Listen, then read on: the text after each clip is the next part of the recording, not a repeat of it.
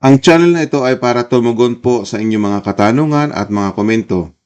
At sagutin na po natin ang mga tanong nang galing po kay Nestor. Basahin po natin. Question regarding kay Ananias. It is voluntary or compulsory na ipagbili ang lupa para sa iglesia? Bakit parang makasalanan si Ananias? Please reply, respect, pose question. Salamat po sa inyong tanong. Nawa po ay mabigyan ito ng kasagutan sa pamamagitan po ng kasulatan at mabigyan po tayo ng kaliwanagan. At bago po natin sagutin ito, kayo po ay welcome sa ating channel, God's Word, Read Scriptures. At kung ikaw ay bago pa lang napadpad sa channel na ito, inaanyayahan kitang mag-subscribe sa channel na ito. I-like mo na rin ang video ito at i-click mo na rin yung ring bell button para manotify ka. Okay? Bago po natin mapag-aralan yung mga tanong na yon, basahin po natin yung at pakinggan natin regarding sa mga tanong na yon. Okay? Let's start, begin. Sina Ananias at Safira. May mag-asawang nagbenta rin ng kanilang lupa. Ang pangalan ng lalaki ay Ananias at ang babae naman ay Safira. Pero binawasan ni Ananias ang pinagbilhan ng kanilang lupa at pumayag naman ang kanyang asawa. Pagkatapos, ibinigay niya ang natirang pera sa mga apostol at sinabi niyang iyon ang buong halaga ng lupa. Agad namang nagtanong si Pedro, Ananias, bakit ka nagpalinlang kay Satanas? Nagsisinungaling ka sa banal na espiritu dahil binawasan mo ang pinagbilhan ng lupa ninyo. Hindi ba't ikaw ang may-ari ng lupang iyon bago mo ibinenta? At nang maibenta na, hindi ba't nasa iyo ang pagpapasya kung ano ang gagawin mo sa pera? Bakit mo pa nagawa ang ganito? Nagsinungaling ka hindi lang sa tao, kundi lalong-lalo na sa Diyos.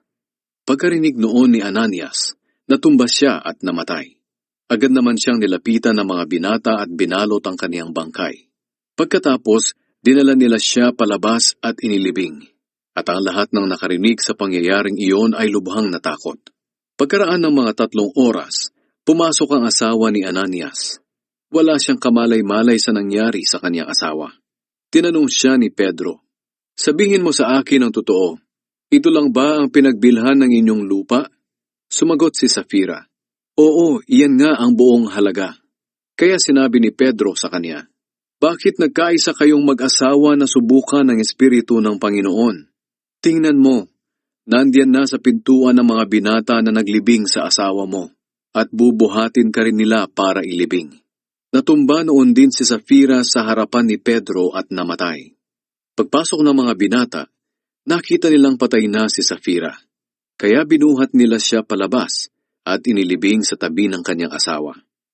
Dahil sa mga pangyayaring iyon, lubhang natakot ang buong iglesia at ang lahat ng nakabalita nito.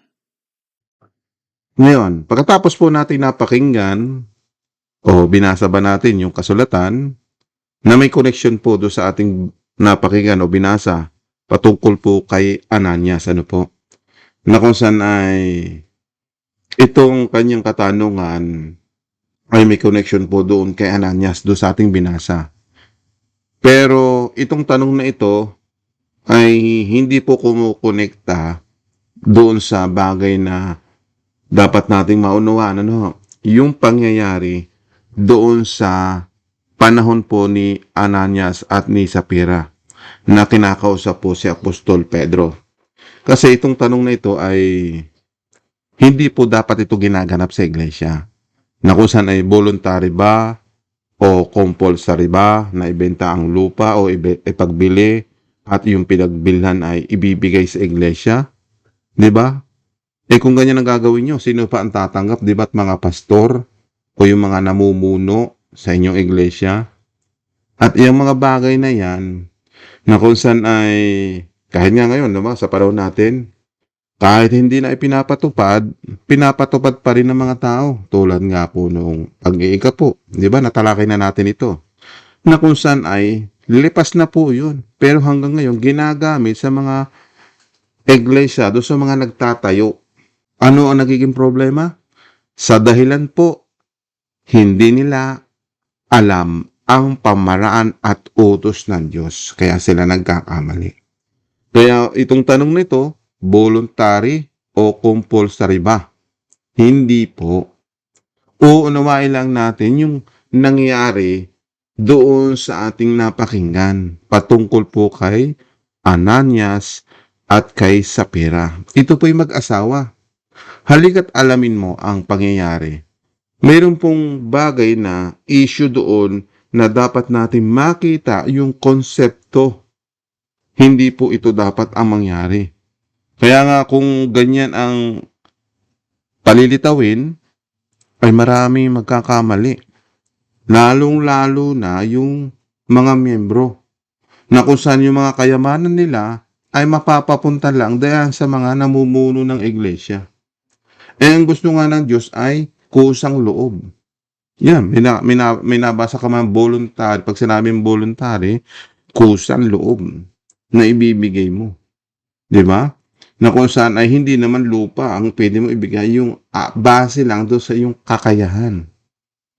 Ang tanong kung paano naman kung walang mga lupa yung mga membro. Di ba?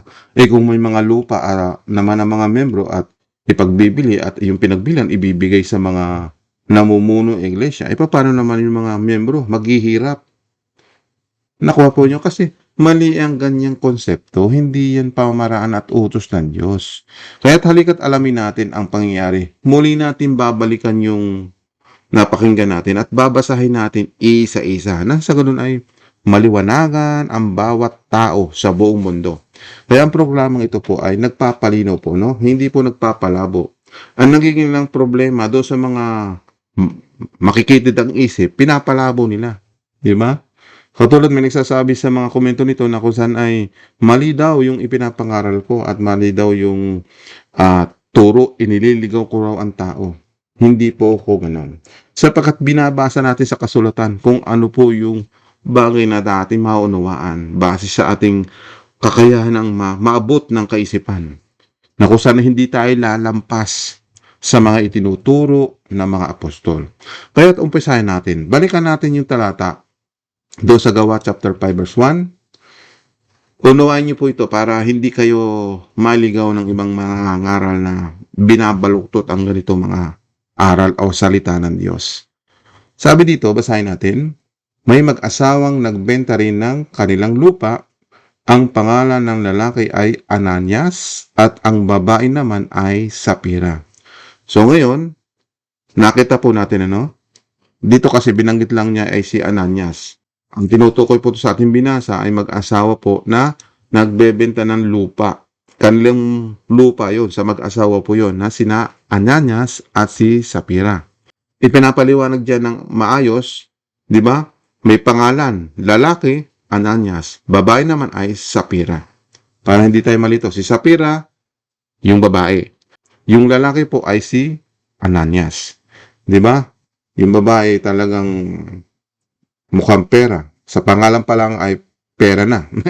Okay, anyway, nagbigay lang ako ng patawa sa inyo para kayo ay hindi laging seryoso. At unawain natin to. So, kailangan na talaga natin na unawain. So, alam na po ninyo, yung mag-asawa, si Ananias at si Sapphira. Tingnan natin bakit ano nangyari sa mag-asawang ito. Tuloy po tayo sa verse 2. Pero binawasan ni Ananias ang pinagbilhan ng kanilang lupa. At pumayag naman ang kanyang asawa. Pagkatapos, ibinigay niya ang natirang pera sa mga apostol. At sinabi niyang iyon ang buong halaga ng lupa. Dito pinapakita na kung saan ay yung pinagbentahan ng lupa ay binawasan ni Ananias. Nakuha po ninyo? Yung pinagbilhan ng lupa, halimbawa ganito po, ang pinagbentahan po ng lupa ay 50,000 pesos. Halimbawa lang po, Ngayon, yung pinagbilhan niya, binawasan niya ng 10,000. So, ang natira na lang po ay 40,000. At yung 40,000, na kung saan yung mag-asawa ay nagkasundo, nabawasan yun. Nakuha po ninyo? At pagkatapos, yung natirang 40,000, ibinigay yung pera na natira sa kanila, ibinigay sa mga apostol. Nakuha po ninyo? At ang sabi nila, yun lang daw ang buong halaga ng lupa na napagbentahan nila. So, nakuha po ninyo. Binawasan na mag-asawang ito. Punta natin ang verse 8 para magbigay sa atin ng linaw. Agad namang nagtanong si Pedro. So si Pedro po yung namumuno sa mga apostol para malinaw po sa inyo. Kasi nabanggit kanina ay ibinigay yung pera sa mga apostol. Sino po sa mga apostol na yon? So specific dito sa verse 3. Si Pedro po yung tumanggap ng pera kasi po ang nangungunang leader ay si Pedro. Kaya unawain natin itong verse 3. Agad namang nagtanong si Pedro, Ananias, bakit ka nagpaninlang kay Satanas? Nagsisinungaling ka sa banal na espiritu dahil binawasan mo ang pinagbilhan ng lupa ninyo. Ngayon ang tanong, bakit nalaman ni Pedro na binawasan ni Ananias yung pinagbilhan ng lupa? Nakuha po ninyo? Anong meron si Pedro? Alam ba yung kanilang ginawa na kung saan yung transaksyon na nagpagbebenta ay naroon ba si Pedro? Di ba? O ano yung dapat nating maunawaan sa talatang ito? Nakuha po ninyo, no? Parang mahirap isipin pero kailangan natin unawain. Sabi dito, agad namang nagtanong si Pedro. Bakit nagtanong si Pedro? Anong itinanong ni Pedro? Bakit po nagtanong si Pedro kay Ananias? Anong sabi po ni Pedro? Bakit ka nagpaninlang kay Satanas? Ang tanong, hindi naman alam natin na kung saan si Satanas ay hindi nakikita. At paano din nalaman ni Pedro na naling lang si Ananias ni Satanas? Di ba? Pero ngayon, para magkaroon sa atin ng malawak na pangunawa, meron pong tinatawag na banal na espiritu. Kasi po, nangungusap ang banal na espiritu sa panahon na yun sa mga apostol. Nakuha po ninyo? Kaya nga, sabi po dito, kung itutuloy natin, nagsisinungaling ka sa banal na espiritu dahil binawasan mo ang pinagbilhan ng lupa ninyo. Ngayon, sinasabi po ni Apostol Pedro kay Ananias, no? Nung tinanggap ni Pedro yung halaga, magkano na tinanggap ni Pedro? Nagbigay ako ng halimbawa. Halimbawa ng kanina, no? Yung pinagbilhan ay 50 o 50,000 pesos. Binawasan nila lang ng 10,000, so 40,000 na lang po yung tinanggap ni Pedro. Ngayon, ang tanong po ni Pedro, bakit siya nagpaninlang kay Satanas? Sabi ni Pedro kay Ananias, nagsisinungaling ka sa banal na espiritu dahil binawasan mo ang pinagbilhan ng lupa ninyo. Di ba? Ngayon, kung tinatanong si Ananias, alamin natin kung ano magiging responde. Ano yung pangyayari ng buo niyo. Kung wala man si Pedro doon sa panahon na nagbebenta si Ananias o yung mag-asawa, binenta yung kanilang lupa. Ang lupa po, tanda po ninyo, ito ay pagmamay-ari na mag-asawa. Ang ginawa nitong mag-asawang ito, ibinenta. Ang situation, ituloy lang natin sa verse 4 para maliwanagan tayo. Punta natin yung verse 4. Hindi ba't ikaw ang may-ari ng lupang iyon bago mo ibinenta?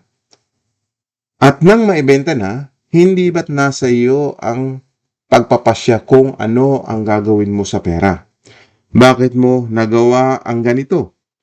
Nagsisinungaling ka hindi lang sa tao, kundi lalong-lalo na sa Diyos. O ngayon, bigyan natin ito ng malinaw na pangunawa. Pinapakita dito sa talatang ito, pinapaliwanag ni Pedro na kung saan ay maintindihan natin. Hindi issue dyan yung sinasabi po ni Nestor na kung voluntary daw o compulsory maibenta o ipagbili yung lupa para sa iglesia. Hindi issue yan. Malalaman niyo kung ano yung issue dito sa ating pinag-uusapan. Unawain natin itong talatang ito. Hindi ba't ikaw ang may-ari ng lupang iyon bago mo ibenta? Tandaan po ninyo yung lupa, pagmamay-ari ng mag-asawa, si Ananias at si Sapphira. Itong mag-asawang ito, ibinenta yung lupa. Diba? Ngayon, dahil kanila nga yung lupa, siyempre yung pinagbilhan kanila rin. Tama po ba? Nagbigay ako ng halimbawa kanina, kung nabenta yun ng 50,000 o ng 50,000, kanila yon. Ang tinatanong diyan, ang tinatanong po diyan ni Pedro na kung saan ay sila po ang magpapasya kung anong gagawin doon sa pera. Malinaw po? Ngayon, nagpasya sila. Anong gagawin nila sa pera? So, unawain natin. Ano ba ang gagawin ng mag-asawang ito sa pera? Ang mga bagay na kung saan ay pag-aari mo, sa'yo yun. Nakuha mo? Para sa yun. Ngayon, bakit tinanong pa ni Pedro na kung saan ay nagsisinungaling sila? Tandaan po ninyo itong sumunod na talata. Bakit mo nagawa ang ganito? Anong ginawa nila? Wala namang kaalam-alam si Pedro doon sa transaksyon na kung saan ay binenta yung lupa. Nakuha po ninyo? Kung may alam man, sabi ni Pedro, nagsinungaling ka hindi lang sa tao, kundi lalong-lalo na sa Diyos. Kung tutuusin, bigyan natin ng dalawang pananaw. Alam ni Pedro at hindi alam ni Pedro. Ganito. Sabi ni Pedro, nagsisinungaling ka hindi lang sa tao, kundi lalong-lalo na sa Diyos. Ibig sabihin, kung alam ni Pedro yung transaksyon, pwedeng sabihin niya yan.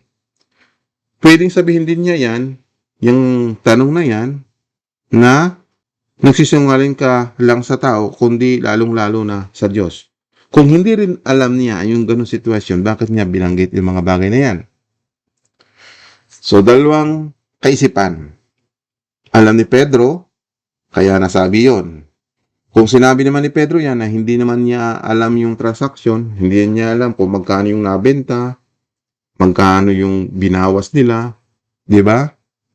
At malinaw dito, no?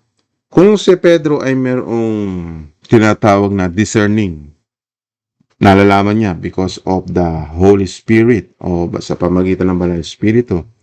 Ituloy lang natin sa verse 5 para magkaroon tayo ng idea. Kasi pag hindi mo talaga babasahin na buo, hindi mo talaga maunawaan yung kabuuan. Parang kung hindi ka talaga nagbasa ng buong pangyayari, yung parang punot dulo.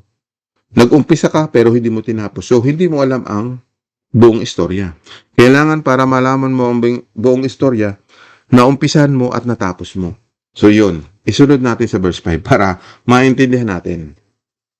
Sa verse 5 naman, pagkarinig noon ni Ananias, natumba siya at namatay. Agad naman siyang nilapitan ng mga binata at binalot ang kanyang bangkay, pagkatapos dinala nila siya palabas at inilibing. At ang lahat ng nakarinig sa pangyayaring iyon ay lubhang natakot. Ngayon, sa talatang ito, meron agad nangyari, Habang isinasalaysay ni Pedro yung mga bagay na ginawa ni Ananias na nagsinungaling, Kasi kanina nagtanong ko sa inyo, alam ba ni Pedro yung pagbebenta o hindi ba niya alam yung pagbebenta? Tapos, sinabihan ni Pedro na nagsisinungaling si Ananias. Nakuha po ninyo? Ngayon, kung hindi niya alam, pwedeng naudyo ka ng Banal Espiritu si Pedro. Na kung saan ay may panahon pang magsisi si Ananias sa kanyang ginawa. Maaaring pwedeng patawarin. Nakuha ninyo? Pero doon sa bagay na yon ay hindi niya inamin na siya ay nagsasabi ng totoo. Ibig sabihin, nagsinungaling yung si Ananias. Kaya pagkarinig daw niya ng ganun, maaaring hindi siya humingi ng tawad. Maaaring Kasi nga po, makikita natin yung salitang, ibig sabihin po, bulikan natin yung verse 3, Sabi dito, nagsisinungaling ka sa Banal na Espiritu dahil binawasan mo ang pinagbilhan ng lupa ninyo. So, ibig sabihin, Kung may conversation diyan, nagpapaliwanag si Ananias, kay Pedro, kaya isinunod yung verse 4. Kung magkaroon ng alibay si Ananias, di ba, nagpapaliwanag siya, maaari sabi, hindi ko binawasan yan. Kaya pinaliwanag pa rin ni Pedro na, hindi ba't ikaw ang may-ari ng lupang iyon bago mo ibenta? O, ibig sabihin, binibigyan ng chance si Ananias na magsisi sa kanyang ginawang mali. Nakuha mo? Nakuha po ninyo, yan. Ngayon, dahil hindi niya inamin na siya'y nagsinungaling, ito po ang nangyari.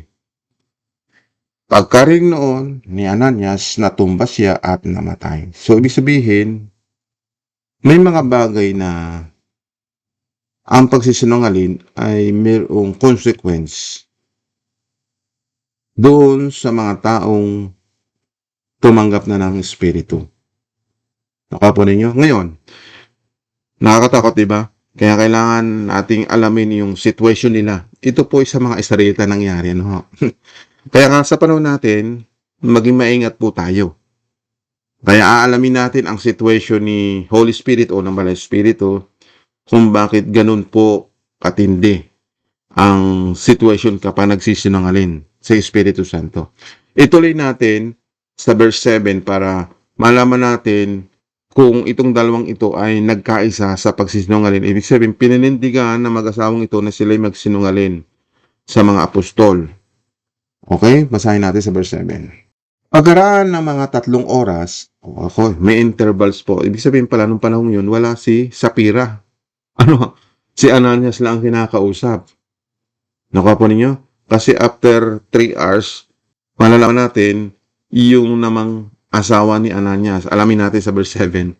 Pagkaraan ng mga 3 oras, pumasok ang asawa ni Ananias. Wala siyang kamalimalay sa nangyari sa kanyang asawa. Ibig sabihin, wala pala doon si Sapphira. Nung nangyari na kung saan ay nagsinungaling si Ananias sa mga apostol, hindi niya sinabi yung katotohanan na sila ay nagsinungaling, ibig sabihin, binawasan yung halaga na pinagbentahan nila. Kaya nga, yung asawa na si Sapphira, wala doon sa situation habang nag-uusap po si Ananias at sina Pedro. Okay, ituloy natin sa verse 8. Para malaman natin yung sitwasyon naman nung asawa na si Sapphira. Basahin natin ito, verse 8. Tinanong siya ni Pedro, sabihin mo sa akin ang totoo. Tanda po ninyo. Hinihingian ng tamang impormasyon o ibig sabihin ng katotohanan. Kaya tinatanong ni Pedro kay Sapphira, sa asawa ni Ananias. Anong sabi? Ito lang ba ang pinagbilhan ng inyong lupa? Sumagot si Sapphira, oo, iyan nga ang buong halaga. So, ibig sabihin, nagsisinungaling din si Sapphira. Kung nagsisinungaling si Ananias, agad tinanggap yung consequence ng kasinungalingan. Ibig sabihin, namatay. Itong si Sapphira, ano kaya mangyayari? Dahil sumagot din siya kasi alam ni Sapphira na kung saan ay binawasan din nila yung pinagbilhan, di ba? Kaya alamin natin sa verse 9. Puntahan natin. Kaya sinabi ni Pedro sa kanya, bakit nagkaisa kayong mag-asawa na subukan ang Espiritu ng Panginoon?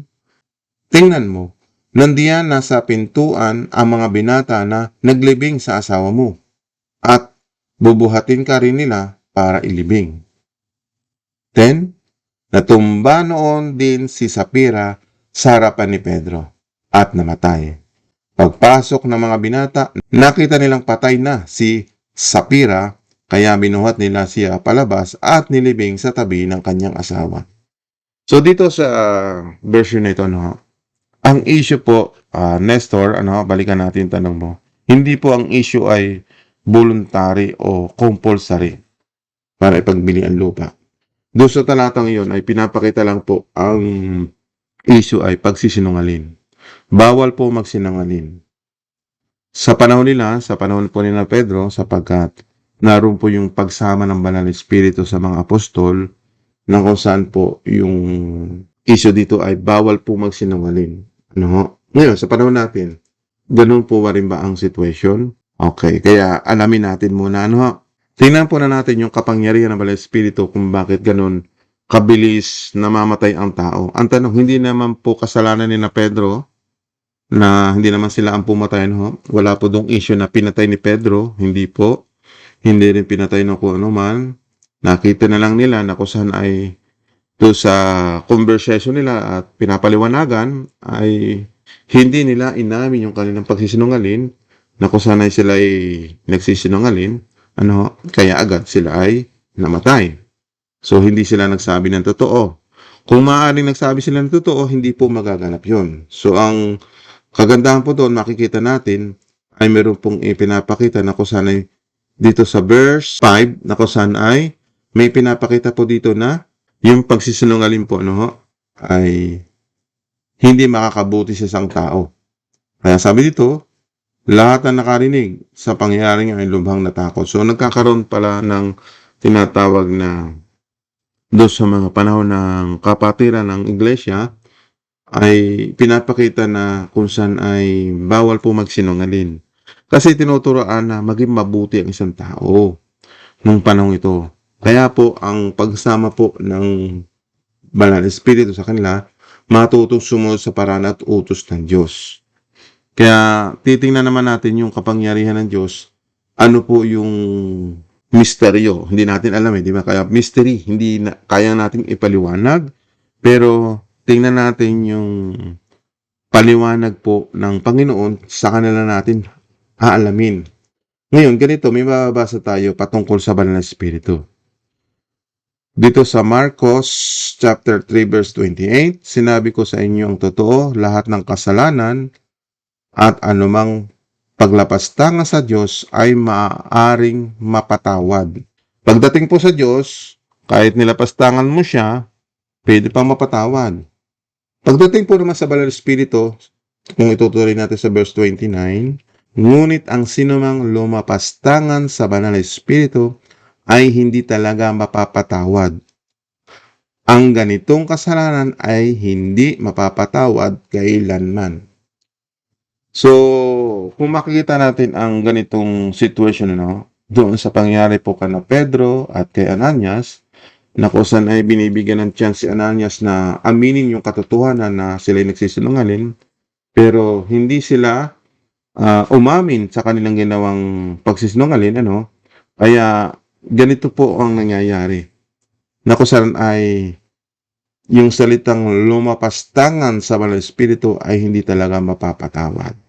Kaya nung panahon nila, nina Pedro, ay merong ganitong kapangyarihan na nagaganap sa kanila. Ngayon, sa Diyos po yan. Pagdating naman sa anak, tingnan natin ano ang pagkakaiba ng dalawang ito. Makikita natin sa Lucas chapter 12 verse 10. Tingnan natin ang ganitong situation patungkol naman sa Banal na Espiritu at yung katangian ng Panginoong Diyos na ang Panginoong Jesucristo, tinatawag na anak. Basahin din natin Lucas 12:10. Ang sinumang magsalita ng masama laban sa akin na anak ng tao ay mapapatawad. Ibig sabihin, kahit lapastanganin mo si Kristo, magsinungaling ka kay Kristo, di ba? Pwede pang mapatawad. Pero kung itutuloy natin yung talata, ngunit ang magsalita ng masama laban sa Banal na Espiritu ay hindi mapapatawad. So, kung doon sa Diyos Ama, makagawa kang kasalanan, magsinungaling ka, mapapatawad. Parang gano'n, Pero pagdating dito din sa anak, kahit ikaw ay magsalita ng masama laban sa anak ng tao, ay mapapatawad. Ang tanong, bakit pagdating sa Banal na Espiritu, magsalita ng masama ay hindi mapapatawad? Remember this word. Lagi niyong tandaan, ito yung tanong Saan ba nanggaling yung authority ng Banal na Espiritu? Kung hindi niyo alam, sasabihin ko. Ang authority po ng Banal na Espiritu ay galing sa Ama. Di ba? Kaya lahat po ng paglapastangan sa Banal na Espiritu ay doon po umaaksyon naman ang Ama para maparusahan yung mga taong lalapastangan.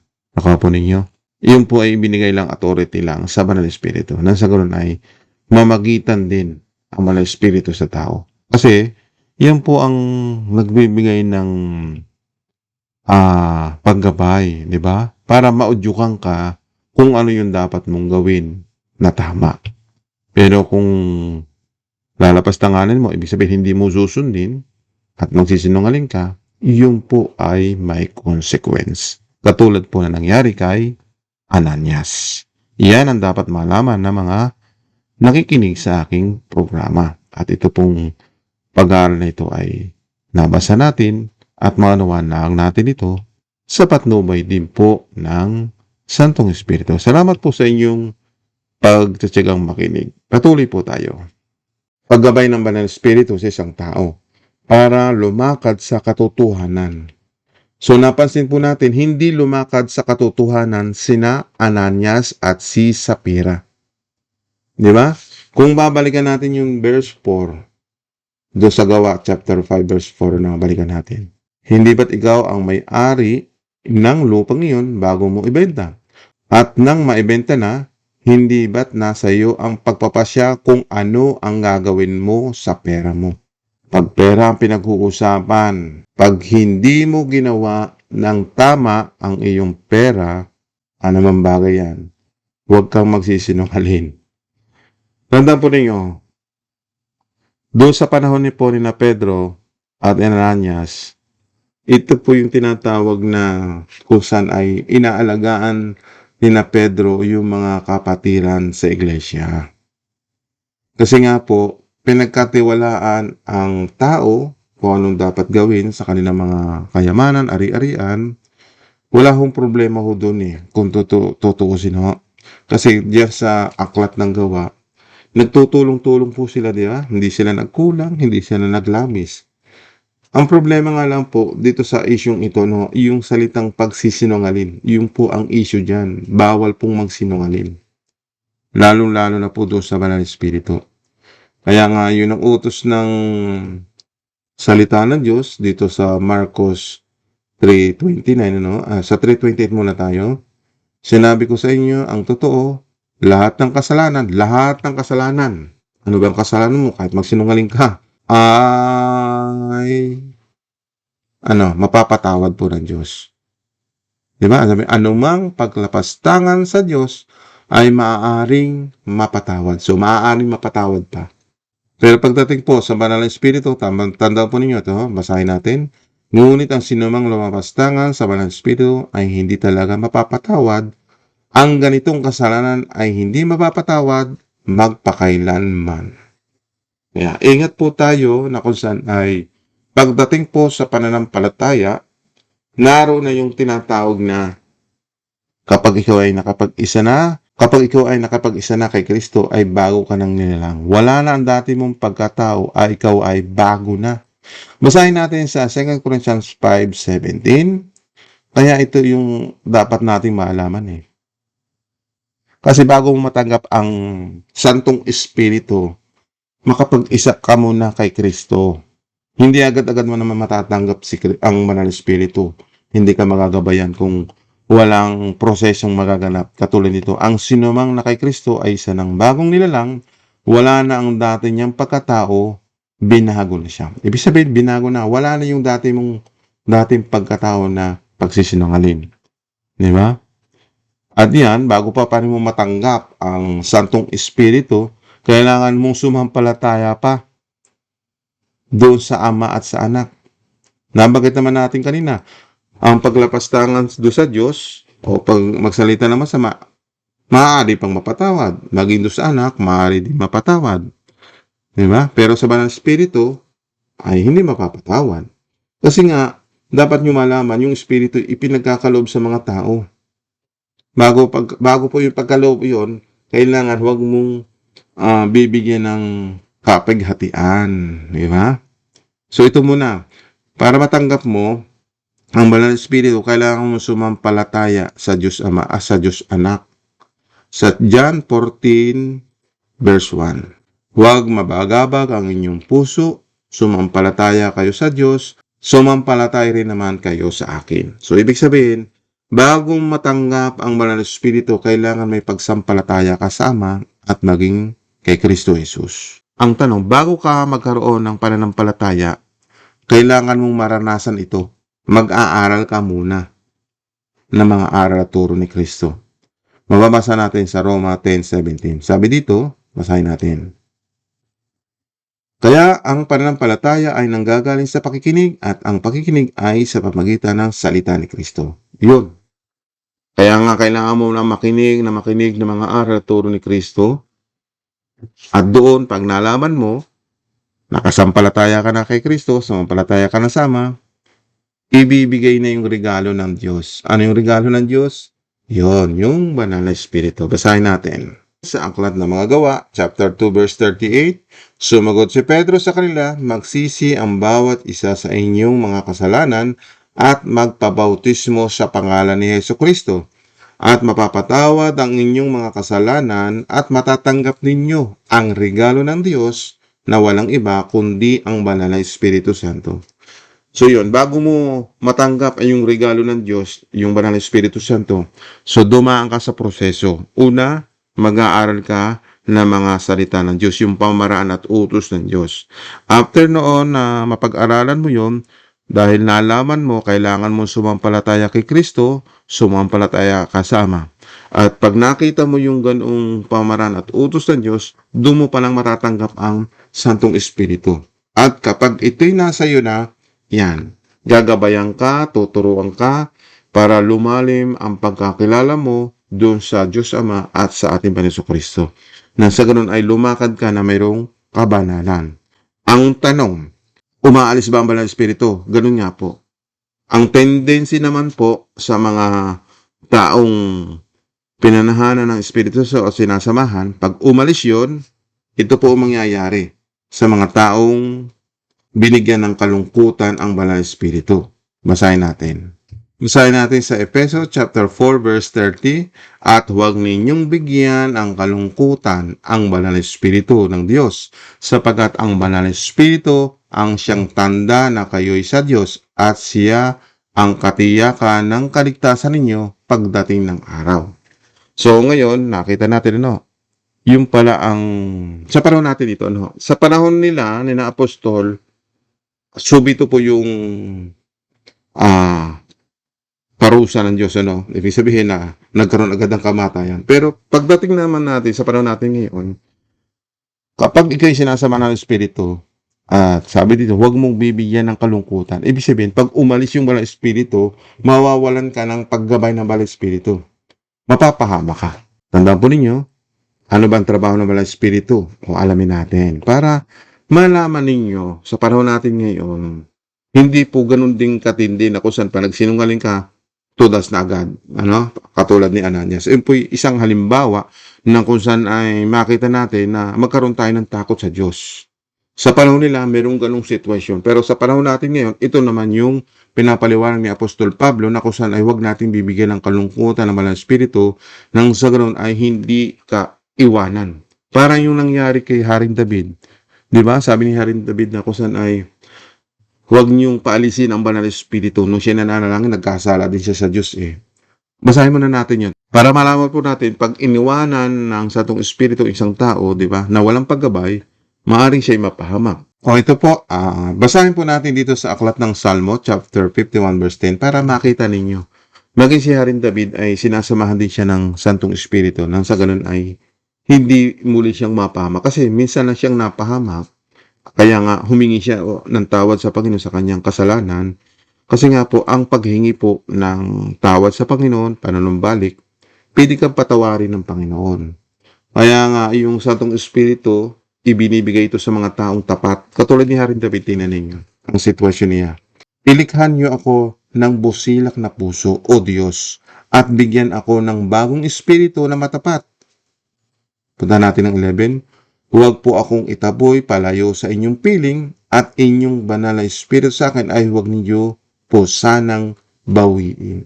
So binabawi yung Santong Espiritu sa isang taong mananampalataya, pero naging suwail, naging pabaya, bumalik sa dati niyang gawain, di ba?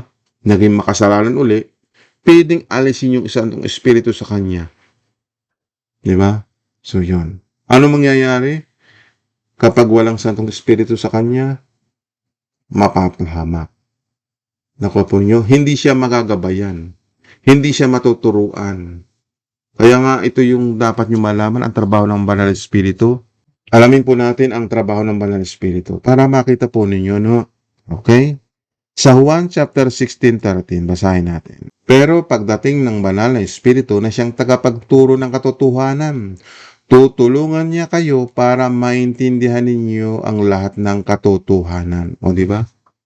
So, ganyan po ang trabaho ng banal na Espiritu, na kung saan ay maturuan tayo, di ba?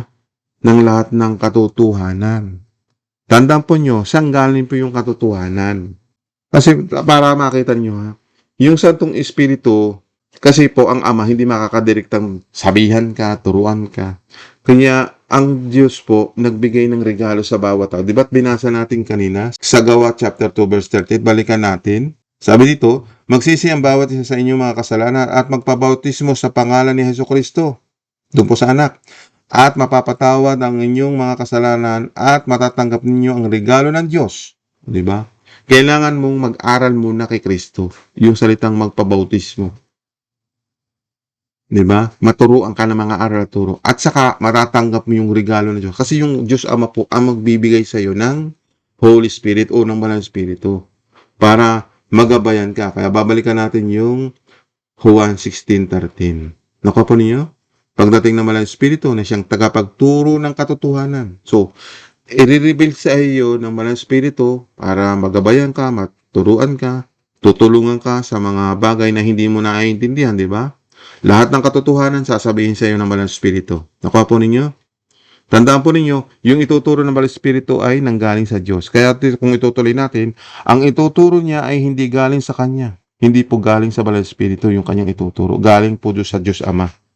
Yung mga turo at aral. Nakuha po ninyo? Sabi pa dito, ulitin natin, ang ituturo niya ay hindi galing sa Kanya, sasabihin niya kung ano lang ang narinig niya at ipapahayag din niya sa inyo ang tungkol sa mga bagay na darating. So, ganyan po dapat natin makilala ang Banal na Espiritu. Ops, bago po tayo magpatuloy, nais ko lang padaanan to, yung tinatawag na Mystery of the Trinity. Tandaan mo nyo, no? Nadaanan natin kanina, naipaliwanag ko po sa inyo yung kapangyarihan ng Ama, kapangyarihan ng Anak, at sa kapangyarihan ng Banal na Espiritu. No? Ang pwede lang ho nating makilala dyan na may pagka-Godheads at sa sampalatayanan natin, ayon po sa mga salita ni Kristo, sasampalataya tayo sa Anak at sasampalataya tayo sa Ama. Ang tanong po, yung tinatawag na Holy Spirit ay mga bagay lang na kung saan ay magdadala ng katotohanan, ituturo sa mga mananampalataya. Kaya, noong makikita natin, no, pagdating sa Trinity, naging mystery, hindi maipaliwanag. Nakuha po ninyo? Kaya itong mystery of the Trinity, false teachings po yan. Hindi maipaliwanag pag pinagsama-sama yung tatlo. Di ba? Tapos isa lang daw yung Diyos. Ibig sabihin, siya na rin ang Ama, siya rin ang Anak, at siya na rin yung Espiritu Santo. Hindi po ganun ang dapat natin paniwalaan sa iisang Diyos. Ngayon, bigyan natin yan ng topic sa ibang araw. Kaya mag-like ka muna at mag-subscribe sa video ito kung gusto mong bigyan kita ng paliwanag patungkol sa Trinity. Ngayon, patuloy po tayo. So, ganyan po dapat natin makilala ang Banal na Espiritu.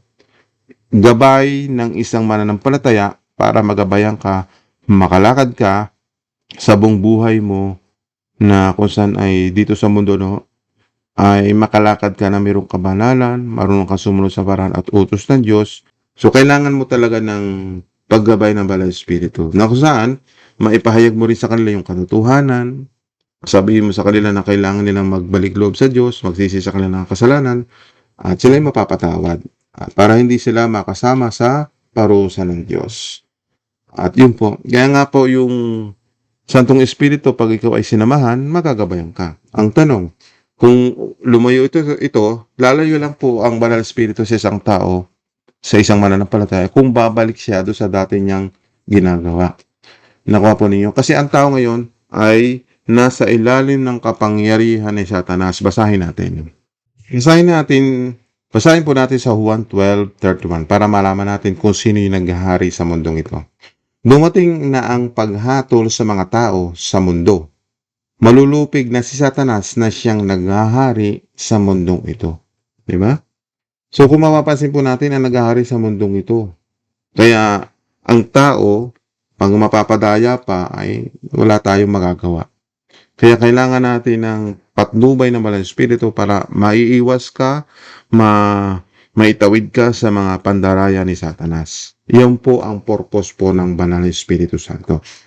Kaya wag nating bibigyan ng kapighatian o kalungkutan ang Banal na Espiritu. Magpatuloy po tayo sa pakikinig at pag-udyok ng Banal na Espiritu na magpatuloy po tayo sa paggawa ng mabuti. Ito po ang habilin sa atin ng Panginoong Diyos upang hindi tayo matulad kay Sapphira at kay Ananias. Basahin po natin ang Hebreo 6:4. Upang hindi natin siya talikuran, sapagkat kung tatalikuran ng isang tao ang Diyos, hindi na siya mapagsisisi at mapanunumbalik pa sa Diyos. Naliwanagan na ang pag-iisip niya, nakatikim na ng mga biyaya mula sa langit, tumanggap ng Banal na Espiritu. Nakatikim na ng kabutihan dulot ng salita ng Diyos at nakadama na ng kapangyarihang ipinahayag sa huling araw. Pagkatapos, kung tumalikod pa rin siya sa Diyos, hindi na siya mapagsisisi at mapapanumbalik sa Diyos dahil para na rin niyang ipinakong muli sa krus at dinala sa kahihiyan ang anak ng Diyos. Iyan po ang habilin ni Apostol Pablo sa mga kapwa Hebreo niya, sa kapwa Israelita niya, maging sa kapwa Hudyo niya. Ano po? Na kung saan maging tayo, na kung saan ay ginamit si Apostol Pablo para sa mga hindi Hudyo o tinatawag na mga hintil, katulad natin, na kung saan ay mag-ingat po tayo. Ano? Kaya mag-isip-isip po tayo na kung saan ang Santong Espiritu, pag ikaw ay binigyan ng paggabay, makinig po tayo sa sinasabi ng Santong Espiritu. Kaya kung matigas ang ulo natin, ay ikapapahamak ng mga taong matitigas ang mga puso. Sana po inaliwanagan po ang bawat isa sa inyo at nakatulong po muli ang channel ito sa inyo. Naway sumayin niyo po ang biyaya at pagpapala ng ating Panginoon Diyos. At kung kayo po may mga katanungan pa at yung iba naguguluhan at yung iba ay kumukontra, kayo na po ang bahala sa inyong sarili. Kung hindi nyo naunawaan at itong mga bagay nating sinabi at natuklasan sa kasulatan, at yung nagbibigay pa ng komento na kung saan ay mali yung turong ito, ay bahala na po kayo ang magpasya. Sapagkat malino na po, sinagot na po ng salita ng Diyos sa mamagitan po ng kasulatan. Hanggang sa muli po na ating pag-aaral. To God be the glory. Amen.